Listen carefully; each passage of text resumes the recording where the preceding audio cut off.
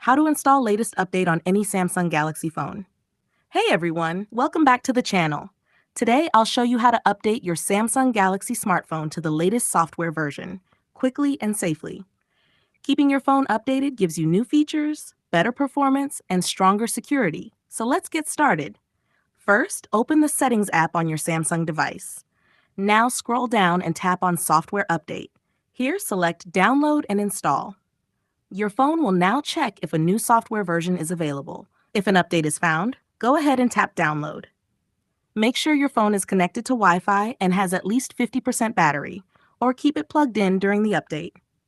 Once the download is complete, tap Install Now. Your phone will restart and begin updating.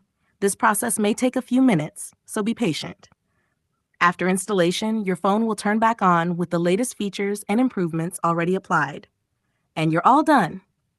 Tip: you can enable auto updates over Wi-Fi to stay updated automatically in the future. Thanks for watching. If this tutorial helped you, don't forget to like, share, and subscribe for more easy tech guides. See you next time.